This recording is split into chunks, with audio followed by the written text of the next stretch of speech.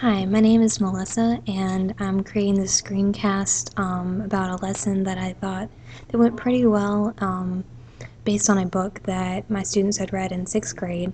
I teach at Cary Academy, and I've taught 6th and 7th grade in the past. The book that my students had read was Seedfolks.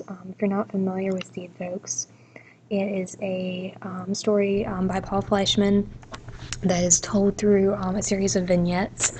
So each chapter is a different character with a new perspective. They are all living in the same community, the same apartment building, and initially they are all living very separate lives, but through a community garden, their lives begin to intertwine more and more, and the differences that had set them off become less and less important because they now have the common interests of the garden. So, the lesson that went along with this was kind of an introductory lesson. We did it to get the students to begin talking about differences and what differences are important versus not important, and how do we look at differences that might possibly divide us or bring us together.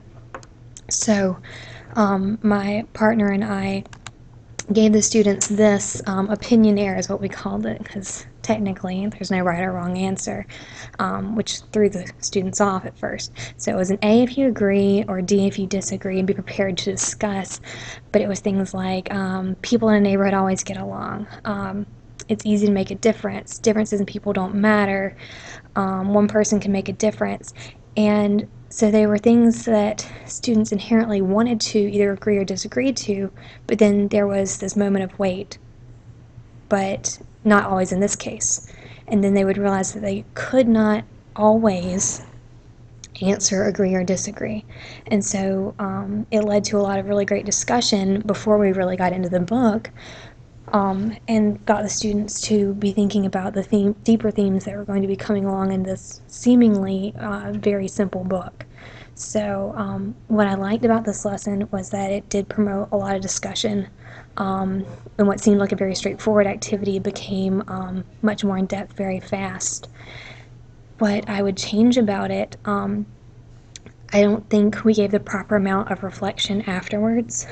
With the amount of discussion that we had, it did bring up issues of differences, whether it was talking about race or gender or equality. And so having students really process those deeper themes would be a fantastic addition to this that we just didn't necessarily allow for in the past. Also, incorporating technology after being here for the past 2 days, a day and a half-ish, it would be a really great addition to do something like, I don't know, poll everywhere, or somewhere that the students can see how they voted immediately on this with agree or disagree. How does the class feel? I wouldn't want to necessarily lose the discussion. We had them do this in pairs and then as a whole class, but that might be a nice addition so they can visually see what was happening with the survey at the time. So that was just one of my favorite lessons that we had taught in 6th grade with Seedfolks. So thank you very much.